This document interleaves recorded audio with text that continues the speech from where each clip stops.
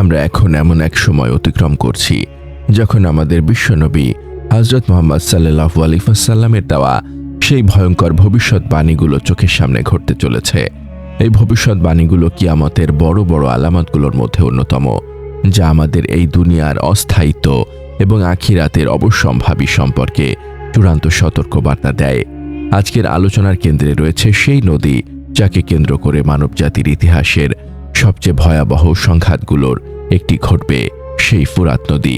রাসূলুল্লাহ সাল্লাল্লাহু আলাইহি ওয়াসাল্লাম স্পষ্ট করে বলে গেছেন, খুব দ্রুতই ফুরাত নদী তার বুক উন্মুক্ত করে দেবে, আর এর তলদেশ থেকে বেরিয়ে আসবে এক বিশাল সোনার পাহাড়।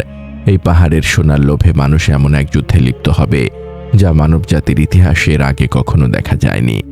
আপনি আপনার জীবনের ব্যস্ততার মাঝে দুনিয়াবি হিসাব নিকাশের ভিড়ে হয়তো এই সতর্কবার্তা ভুলে গেছেন, কিন্তু নদীর গতিপথের পরিবর্তন এবং এর জল শুকিয়ে যাওয়া আজকের বাস্তবতা।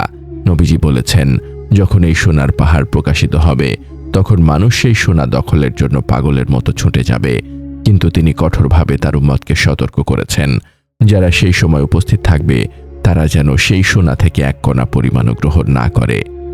এই সতর্ক বাণীটি কেবল একটি নির্দেশ নয়, এটি একটি সুরক্ষা বর্ম যা আসন্ন ধ্বংস থেকে ঈমানদারকে রক্ষা করবে। এই লোভ ও দখলের আকাঙ্ক্ষাই মানবজাতিকে ভয়ানক যুদ্ধের দিকে ঠেলে দেবে। এই অন্ধ মোহ এবং দুনিয়ার প্রতি অতিরিক্ত আকর্ষণ এতটাই প্রবল হবে যে আল্লাহ ও তার রাসূলের সুস্পষ্ট নিষেধাজ্ঞা সত্ত্বেও মানুষ জীবন বাজি রেখে এই যুদ্ধে নামবে। এই যুদ্ধের ভয়াবহতা আমাদের কল্পনাকেও ছাড়িয়ে যাবে। হাদিসে এসেছে, সেই যুদ্ধে প্রতি 100 জনের মধ্যে 99 জনই মারা যাবে, অর্থাৎ অংশগ্রহণকারী প্রায় 100% মানুষ ধ্বংস হয়ে যাবে। অথচ এই ভয়াবহ পরিণতি জেনেও প্রত্যেকেই নিজেকে সেই ভাগ্যবান একজন হিসেবে ভাববে যে কিনা বেঁচে থাকবে এবং সেই বিশাল সোনার মালিক হবে। এটি কিয়ামতের আগে শয়তানের একটি চূড়ান্ত ফিতনা যা মানুষের ঈমানকে দুর্বল করে দেবে। আমরা যেন ভুলে না যাই, এই সোনা বা পৃথিবীর কোনো সম্পদই কবরের অন্ধকার দূর করতে পারবে না বা আখিরাতের জীবনে কোনো কাজে আসবে না। ফুরাত নদীর এই মহাযুদ্ধের ভবিষ্যৎবাণীর পাশাপাশি কিয়ামতের আরও কিছু আলামত প্রকাশ পাচ্ছে যা সমাজের নৈতিক অধঃপতনের চূড়ান্ত প্রমাণ। নবীজি সাল্লাল্লাহু আলাইহি ওয়াসাল্লাম আরেকটি গুরুত্বপূর্ণ আলামত সম্পর্কে জানিয়েছেন, কিয়ামতের কাছাকাছি সময় পুরুষের তুলনায় নারীর সংখ্যা অস্বাভাবিকভাবে বেড়ে যাবে। হাদিসে এসেছে, সেই সময় পুরুষের বিপরীতে নারীর অনুপাত হবে 51 বা 41 পর্যন্ত। এই ভারসাম্যহীনতা সমাজের নৈতিক ভিত্তি ভেঙে দেবে এবং বিশৃঙ্খলার চূড়ান্ত রূপ নেবে। বর্তমানে এই অনুপাত বিশ্বজুড়ে বিভিন্ন কারণে পরিবর্তিত হচ্ছে এবং সামাজিক অস্থিরতা বাড়ছে। এই আলামতগুলো দেখে একজন ঈমানদার হিসেবে আমাদের উচিত দুনিয়ার তুচ্ছ লোভ থেকে মুখ ফিরিয়ে নেওয়া এবং আল্লাহর কাছে আত্মসমর্পণ করা। এই আমলগুলো দেখেই বোঝা যায় যে আমরা ঈমান নিয়ে হাতের মধ্যে আগুন নিয়ে চলার মতো এক কঠিন সময় প্রবেশ করেছি। চারদিকে এত ফিতনা ও ফাসাদ, পরিবারে, অর্থনীতিতে, এমনকি ধর্মেও। এই পরিস্থিতিতে একজন মুসলিমের কর্তব্য হলো নিজেকে এই লোভ ও ফিতনা থেকে দূরে সরিয়ে নেওয়া। রাসূলুল্লাহ সাল্লাল্লাহু আলাইহি ওয়াসাল্লামের নির্দেশ হলো, যখন ফিতনা আসবে তখন তুমি ঘরে থাকো, বিনা প্রয়োজনে বাইরে যেও না, মানুষের সাথে কম মেলামেশা করো এবং নিজের পাপের জন্য আল্লাহর কাছে কান্নাকাটি করো। এই আত্মসমর্পণের মাধ্যমে আপনি নিজের ঈমান রক্ষা করতে পারবেন। নিজেকে আত্মকেন্দ্রিক বা স্বার্থপর না ভেবে নিজের পরিবারকে, নিজের ঈমানকে এবং নিজের আমলকে রক্ষা করাই এই সময়ের সবচেয়ে বড় দায়িত্ব। এই সময়ে এসে আমাদের উচিত হবে জীবনের প্রতিটি আমলকে কবুল করানোর জন্য সচেষ্ট হওয়া। ঈমানের 6টি পিলারের ওপর আমাদের বিশ্বাসকে আরও পাকাপোক্ত করতে হবে। আল্লাহ, ফেরেশতা, আসমানি কিতাব, নবী, রাসূল, তাকদীর এবং আখিরাত। এই ভিত্তি অটুট থাকলে দুনিয়ার ক্ষণস্থায়ী বিপদ বা ক্ষতির মুখেও মুমিন বিচলিত হয় না। এর পাশাপাশি আমলে সালে বা সৎকর্মকে 2 দিক থেকে দেখতে হবে। আল্লাহর নির্দেশিত ভালো কাজগুলো করা এবং আল্লাহর নিষিদ্ধ খারাপ কাজগুলো থেকে দূরে থাকা। আপনি সুদ খাচ্ছেন না, আপনি মিথ্যা বলছেন না, আপনি গীবত করছেন না, এগুলো আমল সালেহ। আর হক বা সত্যের দাওয়াত দিতে গিয়ে ধৈর্য ধারণ করা অপরিহার্য। হকের দাওয়াত দিলে পরিবার থেকে শুরু করে সমাজ সব দিক থেকে বাধা আসবে, আর এই বাধা এলে সবর করাই মুমিনের চূড়ান্ত কাজ।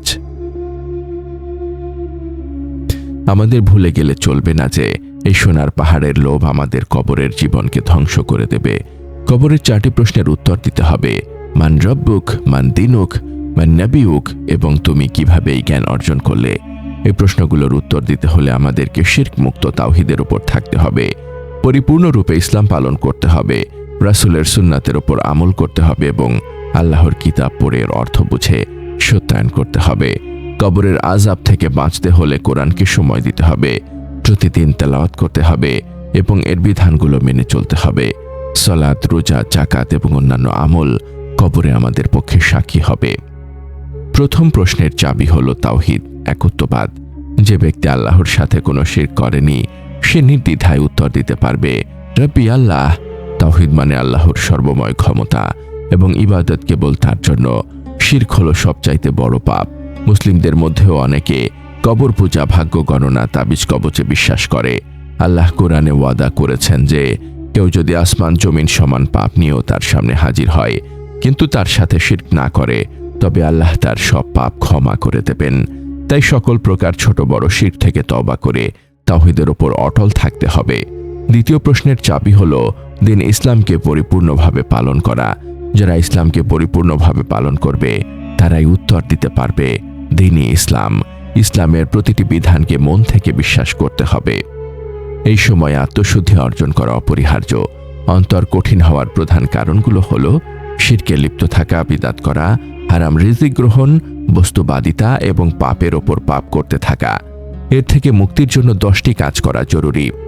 শিরক ত্যাগ করে তাওহীদের ওপর থাকা, সুন্নাতের ওপর আমল করা, পাখির মতো ভোরবেলা ওঠা ও আল্লাহর স্মরণে দিন কাটানো, 5 ওয়াক্ত নামাজ জামাতে আদায় করা যা পাপ থেকে বাঁচিয়ে রাখবে, পরকালের ফিকির বাড়ানো যা মনকে নরম করবে, মানুষের সাথে অতিরিক্ত মেলামেশা পরিহার করা যা অন্তরকে কঠিন করে, প্রতিদিন কোরআন তেলাওয়াত করা ও অর্থ বোঝা যা অন্তরকে পরিশুদ্ধ করবে, বেশি বেশি জিকির ও ইস্তেগফার করা, অন্যের হক নষ্ট না করে মানব কল্যাণে কাজ করা, হালাল রিজিকের সোর্স খোঁজা এবং নিয়মিত কবর জিয়ারত ও মৌতের কথা স্মরণ করা।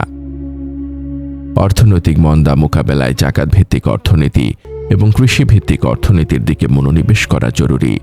যাকাত ইসলামিক অর্থনীতির মূল ভিত্তি। যাকাত সঠিকভাবে আদায় করা হলে সমাজে অর্থনৈতিক সাম্য আসে। যাকাত এবং হালাল ব্যবসা মার্কেটে সম্পদকে সার্কুলেট করে, যেখানে সুদের অর্থনীতি ধনীকে আরো ধনী এবং গরিবকে আরো গরিব করে। ফুরাত নদীর সোনা হলো সেই চূড়ান্ত প্রলোভন যা দেখে আমাদের লোভী অন্তর আরো বেশি দুর্বল হতে পারে, কিন্তু একজন বিচক্ষণ মুমিন জানে এই অস্থায়ী সোনার চেয়ে আল্লাহর পথে এক কদম হাঁটা অনেক মূল্যবান।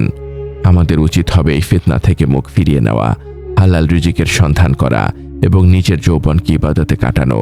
কারণ কিয়ামতের দিন যে 7 শ্রেণীর মানুষ আরশের নিচে ছায়া পাবে তাদের মধ্যে একজন হলো সেই যুবক যে তার যৌবনকে আল্লাহর ইবাদতে কাটিয়েছে। আল্লাহর স্মরণেই একমাত্র প্রকৃত প্রশান্তি নিহিত। আল্লাহ আমাদের সবাইকে ইসলামকে পরিপূর্ণভাবে পালন করার তৌফিক দান করুন। www.ummahkonth.com ভিজিট করে আমাদের সাথে যুক্ত থাকুন।